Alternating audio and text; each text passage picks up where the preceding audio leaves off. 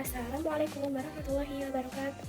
Hai semua, perkenalkan nama saya Aldila Amelia Natasha, biasa dipanggil Aldila. Saya bernomor presensi 19 dengan nomor NPM 2214060071. Wassalamualaikum warahmatullahi wabarakatuh. Assalamualaikum warahmatullahi wabarakatuh. Halo semua, perkenalkan nama saya Fatul Aminin, biasa dipanggil Lutfi. Nomor presensi saya 36 dengan nomor NPM 2214060092. Terima kasih. Wassalamualaikum warahmatullahi wabarakatuh.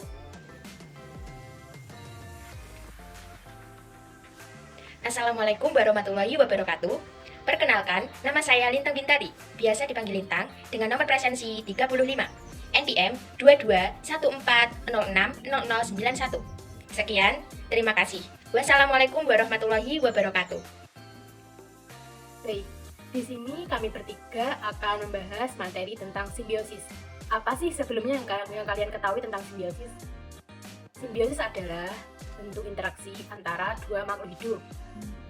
Nah, simbiosis sendiri dibagi menjadi tiga, yaitu simbiosis mutualisme, komensaliasme, dan parasitisme.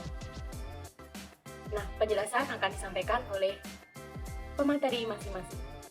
Jadi, apa sih sebenarnya simbiosis mutualisme itu? Simbiosis mutualisme adalah hubungan antara dua organisme yang berbeda jenis namun saling menguntungkan satu sama lain. Hubungan ini sangat positif karena kedua belah pihak saling diuntungkan. Contoh dari simbiosis mutualisme yang pertama adalah hubungan antara bunga sepatu dengan kupu-kupu. Bunga sepatu dibantu penyerbukannya oleh kupu-kupu dan kupu-kupu mendapatkan nektar dari bunga sepatu untuk dijadikan makanannya. Lalu, contoh simbiosis mutualisme yang kedua yaitu hubungan antara kerbau dengan burung jalak. Timbal balik yang menguntungkan antara burung jalak dan kerbau yaitu saat burung jalak yang hinggap di badan kerbau akan makan kutu kerbau, sehingga kerbau terbebas dari rasa gatal. Sementara itu, dengan hinggap di badan kerbau, burung jalak mendapatkan makanannya. Contoh simbiosis mutualisme yang ketiga adalah ikan badut dengan anemon laut. Hubungan keduanya saling menguntungkan karena ikan badut yang hidup di antara tentakel anemon laut dapat melindunginya dari ikan pemakan anemon.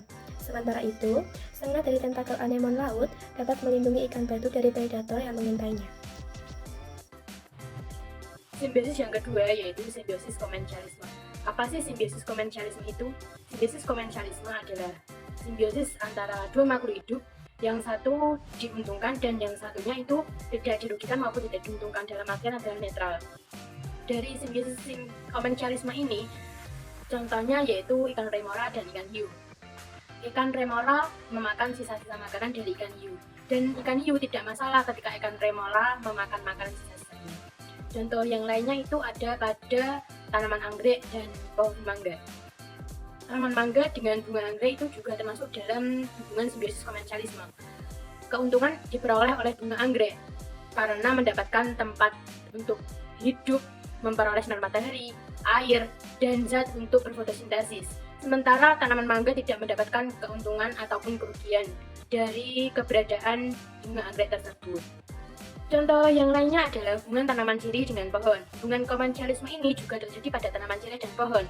Tanaman sirih yang hidup dengan cara merambat pada pohon akan membeli pohon sebagai tempat tinggalnya, dan dalam hal ini yang diuntungkan adalah tanaman sirih karena mendapatkan tempat tinggal, cahaya matahari, air, dan lainnya. Sementara pohon tidak diuntungkan maupun juga tidak dirugikan. Baik, di sini saya akan menjelaskan mengenai simbiosis parasitisme. Simbiosis parasitisme ini merupakan kebalikan dari simbiosis mutualisme.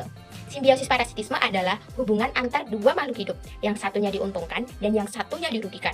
Contoh dari simbiosis parasitisme ini, yang pertama adalah nyamuk dengan manusia.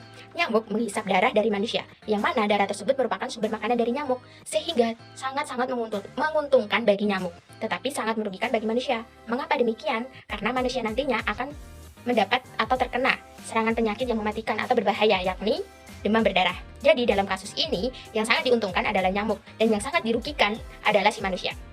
Yang kedua adalah putri malu dengan tanaman inangnya. Putri malu merupakan tumbuhan atau tanaman yang hidupnya menempel pada tanaman yang lain. Putri malu ini ternyata mengambil makanan atau menyerap makanan dari tanaman yang ditumpanginya, yaitu tanaman inang tersebut. Sehingga putri malu ini dapat berkembang biak dan tumbuh dengan baik. Tetapi tanaman inang tersebut yang akan lama-kelamaan menjadi layu, bahkan mati. Ya karena itu tadi, makanannya yang untuk dimanfaatkan sebagai proses fotosintesis diambil alih atau diserap oleh si putri malu.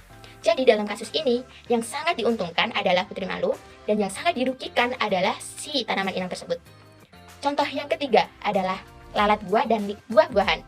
Nah, lalat buah ini memanfaatkan buah-buahan yang dihinggapinya sebagai sarana untuk perkembangbiakan si lalat buah ini. Nah, lalat buah ini bertelur hingga menetas menjadi larva di dalam buah-buahan tersebut. Nah, larva ini mengambil cairan yang ada di dalam buah-buahan ini atau di dalam buah-buahan yang ditumpanginya untuk berkembang biak itu tadi.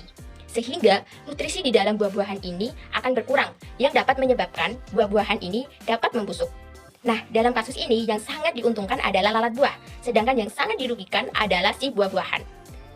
Jadi, kesimpulan pada pembelajaran hari ini yang pertama, simbiosis mutualisme adalah simbiosis antara dua makhluk hidup yang saling menguntungkan. Simbiosis komensalisme adalah simbiosis antara dua makhluk hidup yang satu diuntungkan dan yang satunya tidak dirugikan. Simbiosis parasitisme adalah hubungan antar dua makhluk hidup, yang satunya diuntungkan dan yang satunya dirugikan.